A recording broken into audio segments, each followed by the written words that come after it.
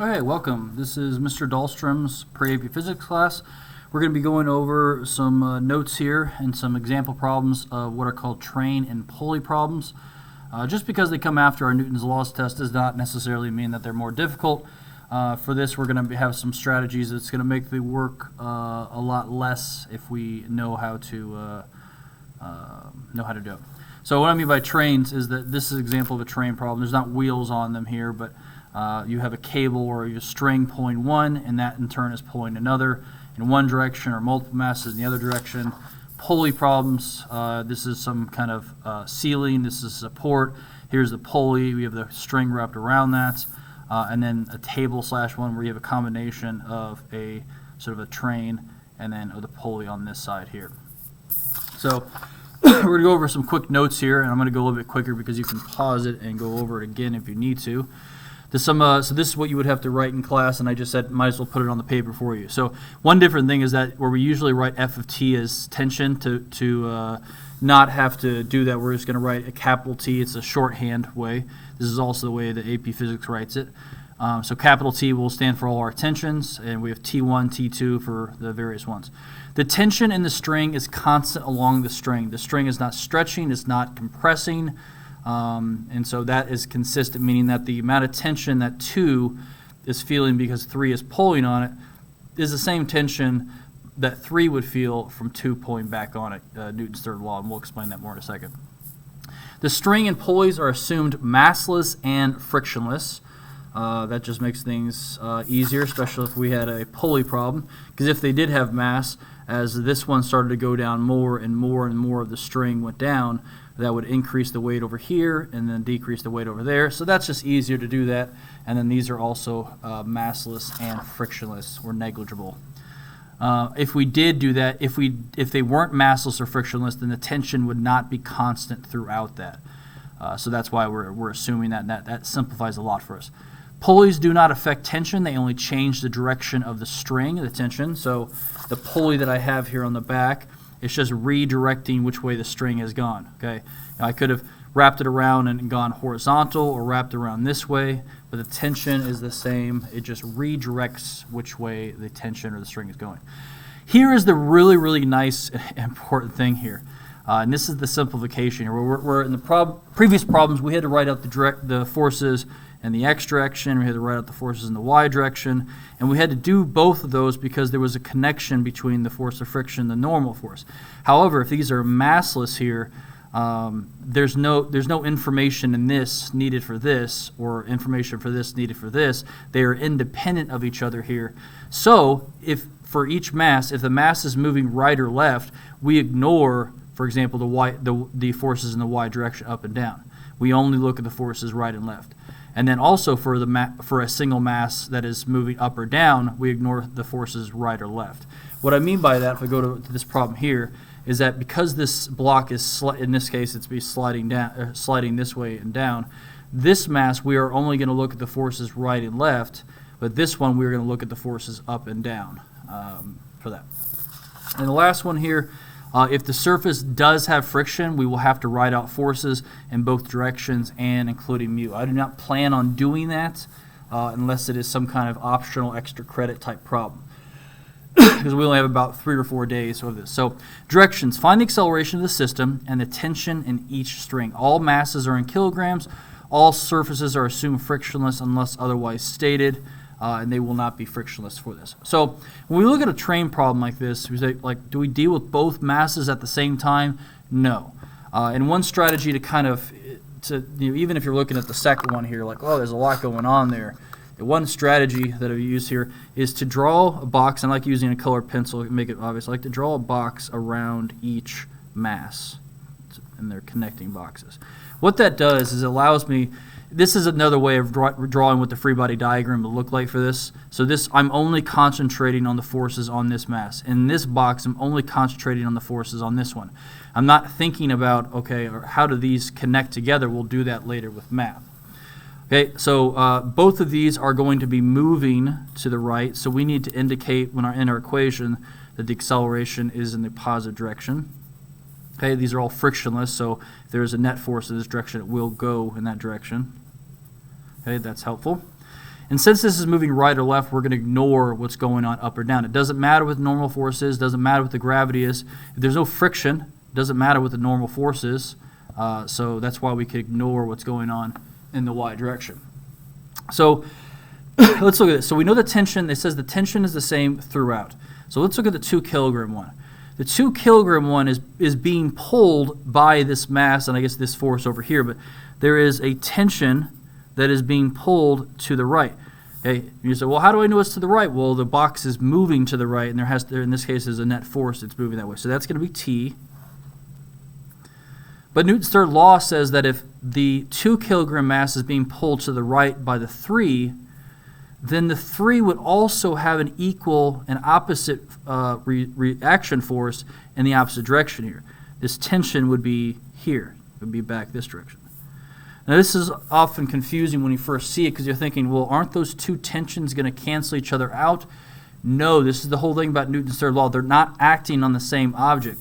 If we had something like this where this was a specific tension and this was the exact same tension, these would cancel each other out and be balanced. But the fact that this is acting on the 2 and this is acting on the 3, they do not cancel each other out. So how you know, you look at a string and you're always going to have those tensions that are going to be pointing towards each other. So that's all that we have over here. There's no friction, anything here. That's all we have for the left side. But we also, I like to even just in our box here, just put 30 newtons. I know it says it out over there, but that's not inside of our box. So it's 30 newtons. So this has one force on it with acceleration. This has another force and acceleration. And here's what I mean. Find the acceleration of the system. The system means if you think about a train car, you can't have one train car going faster or slower than the other train cars. However this moves, even if this was a really big mass and a really big small mass, if they're connected by a non-stretching string here, they're all going to move with the same exact motion. So this acceleration is the exact same as this. In this case, this tension is the exact same as this. So we're going to end up having 2 unknowns, and what we need is 2 equations. So let's go ahead, excuse me, and write this. And we'll just say, I started this in first period, so we'll call it M2 is the 2 kilogram. Sometimes you'll say like, oh, I'll call it M1, but it gets confusing. So we'll say M2 is to 2 kilograms. So we're looking at our forces, right minus left. You don't worry about writing the sigma forces. We should know by now what we're dealing with. So to the right, I have T. Nothing to the left, so T minus 0, or just T, equals basically my mass times my acceleration. My mass is 2, and my acceleration here indicated is A. Now, do we have to put A of x? I'm holding off on A of x here because when we get to here, this will have an A of x, and this will have an A of y. But we should understand that those accelerations are the same, so if we just call them A and A, then we can solve for them the same. Okay, so that equals T equals 2a, and that's as far as we can get here. So the fact that that's positive on this side means that it's moving in the positive direction. So that's as far as we can go. So we'll write the equation now in the write it in the other direction. So M3 is 3 kilograms. So right minus left, always right minus left. Okay, we have 30 minus T, totally ignoring what's going on over here, we already wrote the equation, equals MA, in this case mass is 3 times, or just, sorry, it really doesn't really have to be parentheses here, I'm just kind of, so 3A. And at that point, a question was asked in class, like, what do we do here? Why are we doing this? He said, well, if we solve for t, I'm going to have you go ahead and solve for t here. So we're going to rearrange this equation. So for me to do this, I have to add t, and that makes it a positive. And then I have 30, and then I'll have to subtract 3a. So I'm just simplifying it here. So 30 minus 3a, and then there. So a question was asked in class, why don't you just plug this in right here, right away? You can do that. I'm going to tell you the reason to not do that there is because when we have more than 2 masses, you're going to have multiple equations, and it's not beneficial to start plugging things in some places because you'll actually see with the next problem here. Okay, so we'll go ahead and plug these, and these things can be set equal to each other here. So we have 2a equals 30 minus 3a. I want to make sure we leave some room on their tensions here. Add 5 or add 3a over here. We get 5a equals 30, or a equals 6 meters per second squared. This should be a magnitude. We already indicated the direction by making this positive over here. So this, if your math is right, this should never come out to a negative number here. And assuming that you pick this is going to the right. So now we're trying to find the tension, and we're saying, well, does it matter which one we plug it in? We know this tension is the same as this tension here, so let's prove that. So 2 times 6 equals 12 newtons. Okay, that's good. But this one should be the same number. So 30 minus 3 times 6. 3 times 6 is 18. 30 minus 18 is 12 newtons. So we basically just confirmed there that that is correct. So that's an example of a train one that we have right there. We'll look at the second one here. Okay, and then I'll probably make 2 little videos, this video and then one for the back side. So for this next side here, or one other thing I want to point out, notice that the force in the front here, 30, was greater than what we had in the back. That's always going to be the case, meaning that as the more and more, if we look at this one down here, if it's moving to the left, this is what's pulling the front of the car. Okay, this is always going to be the greatest. Then this is going to be the second greatest, then this is the third. The analogy that I gave when I did my notes for last class, I can't find that's okay, is if you have, let's say you have somebody that is hanging from something here and they're having to hold on for their dear life, okay, they have to hold up just themselves. However, if somebody came along and hung underneath there, then this person has to hold this one and it has to hold this one. Person over here just has to hold their own weight.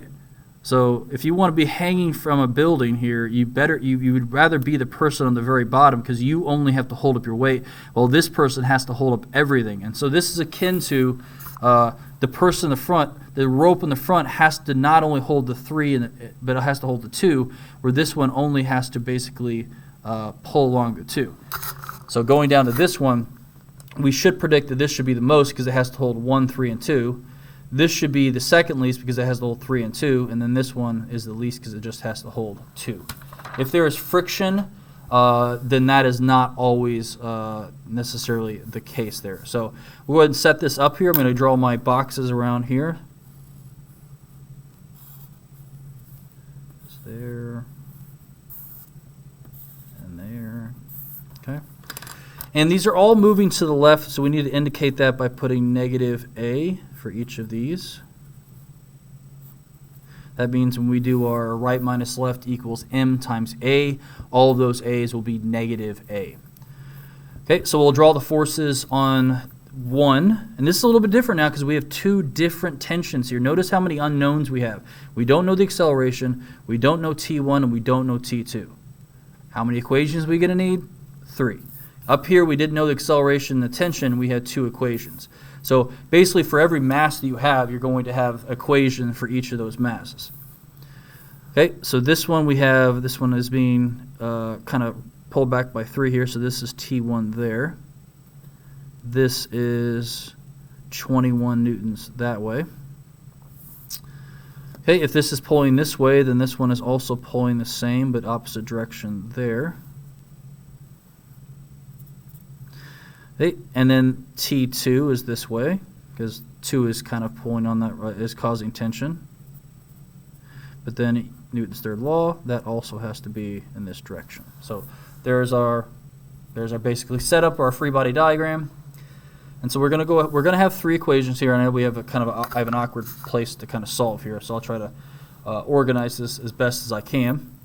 So let's look at the mass first. So M1 equals 1 kilogram. I'm going to go a little bit quicker here because you kind of know and you can watch again. So here we have right minus left, T1 minus 21 equals, remember it's m times a, m times a, and so that would be 1 times negative a, because our acceleration is negative a. And I'm going to solve for T1, because that's negative 1a. So T1 equals 21 minus 1a. So that's as far as I can go with that one. We're then going to move on to mass 3. I'm going to move mass 3 over here just because we're going to need a little bit more room here. If you can see mass 3 has the most things unknown. This one just doesn't know the tension and acceleration. This one doesn't know the tension and acceleration, but the 3 doesn't know both tensions and doesn't know the acceleration, so it's going to be the longest of the equation. So that's 3 kilograms. Right minus left. I know it's moving to the left, but right minus left. T2 minus T1 equals ma, and m is 3, and acceleration is negative a, or negative 3a. So just what I'm going to do is I'm not going to simplify it anymore. I'm just going to kind of rearrange that. I'm going to go to there. Hey, when you have a lot of things you don't know, at this point you're going to see why it's not necessarily beneficial to try to do any more work at this point. So we're going to come back to that. I'm going to write the M2 over here. M2 is 2 kilograms. And you might start seeing like, we don't know this here, but we do have a value of T1 over here and put parentheses. Eventually that's going to go here. So now all we need is an equation for T2, and just look at that. This mass has T2 associated with it. So right, there is nothing right. I do like putting placeholders there so we don't forget our signs. So right is 0 minus T2 equals ma, and in this case m is 2 and a is negative a. We simplify that. This negative cancels out with that negative, and so T2 equals 2a. So very important we put parentheses around this because this is going to go there. This is going to go there.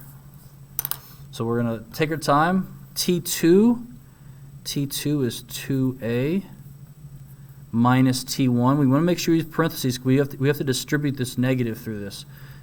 Parentheses 21, or quantity 21 minus 1a equals negative 3a. So distribute the negative, okay, that, negative, and positive. I'm going to add 21 over this side. So you get 2a plus 1a equals negative 3a plus 21. And then I'm going to add 3a over here. And we get 6a equals 21. Or I think it comes up to 3.5. Check real quick.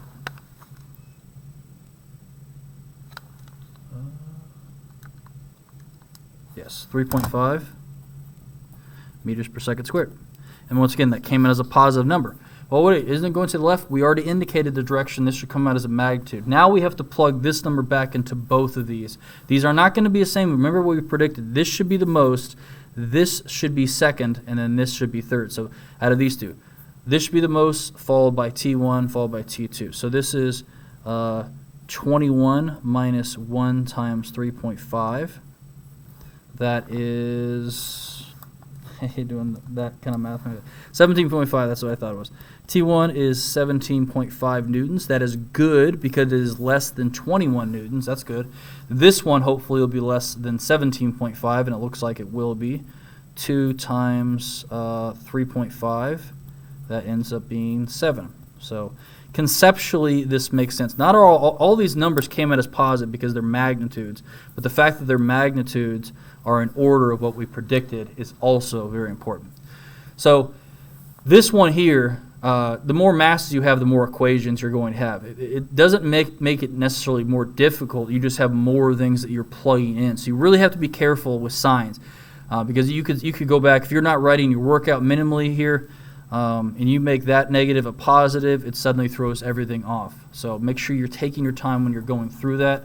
I'm gonna create a second video over the other side here, and we'll go ahead and stop that. I will have the worksheet up in Schoology after this video, so I'll see you when you guys get back. Thanks.